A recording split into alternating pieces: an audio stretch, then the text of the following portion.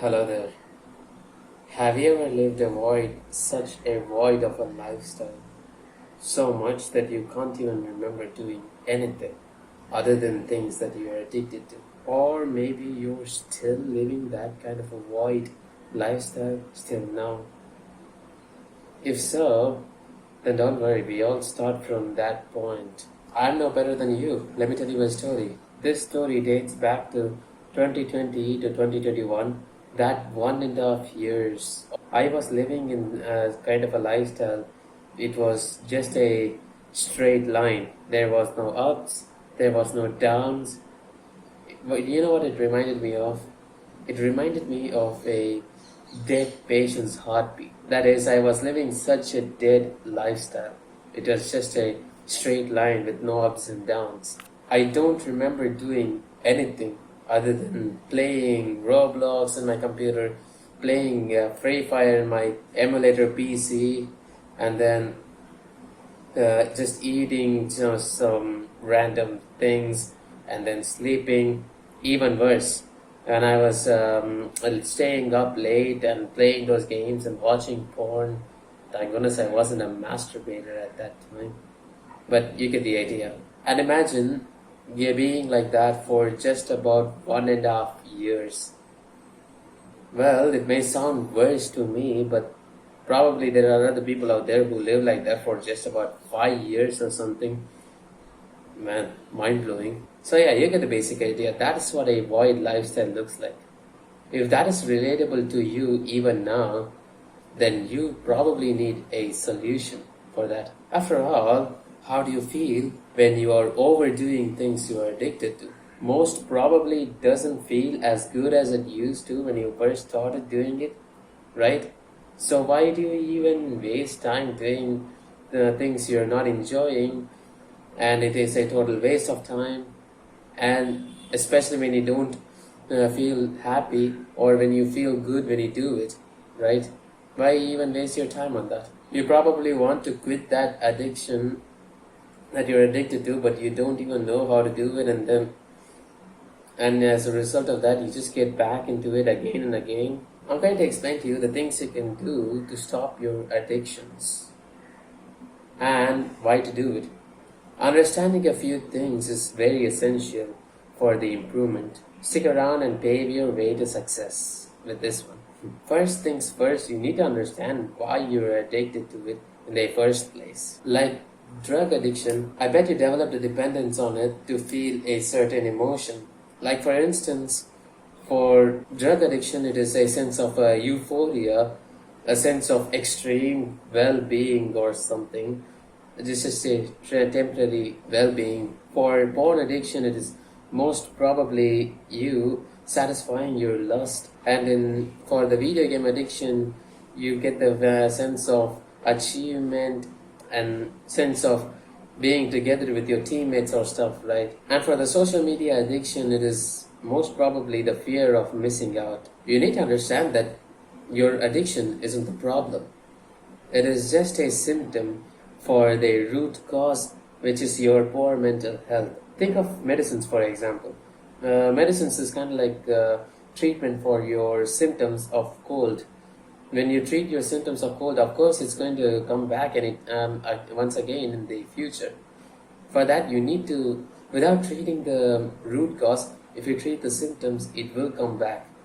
Likewise, if you just stop your addictions altogether without even taking actions to improve your mental health, you definitely are going to come back to the things you're addicted to, and you're going to come back strong.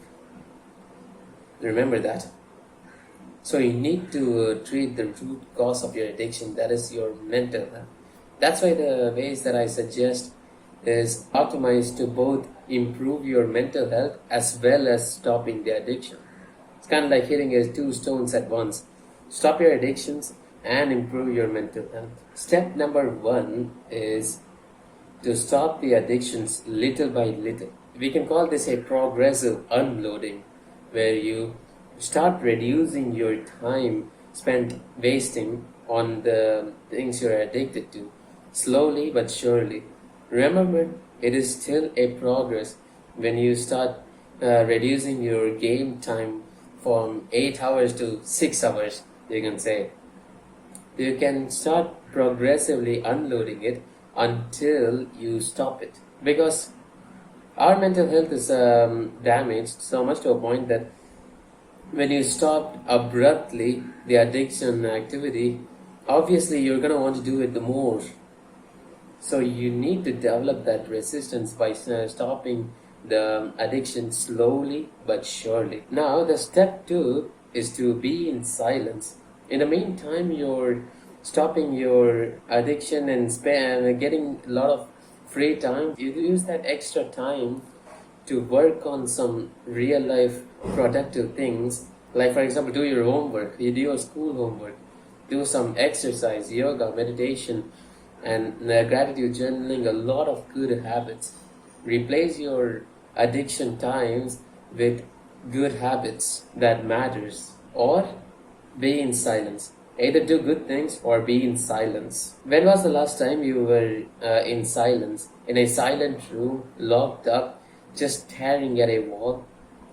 That's probably an experience nobody had in their lives. You can try this and just think things through in silence. You'll be surprised, because doing these things when you're stopping your addictions, it automatically gives your mental health time to heal up and gets rejuvenated. Once again, this is the reason why dopamine detox is superior.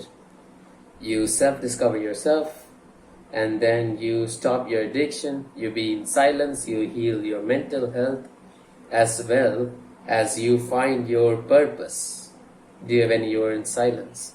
That's the reason why dopamine detox is so powerful and that everyone is suggesting you to do it. Step 3 is, during that free time you get and during the silence, ask yourself and understand why you were addicted to it in the first place. Like I said from before, porn addiction stems from the feeling of loneliness. So the way you can treat it is by surrounding yourself with your loved ones and to be more social, to stop that feeling of loneliness from arising. Perhaps at that time you won't feel like watching porn at all when you're surrounded by your friends and your family, right? Video game addiction stems from the feeling of achievement and teamwork and stuff. Now this is pretty straightforward, right? You can treat your video game addiction by joining a sports club and to be more competitive and stuff.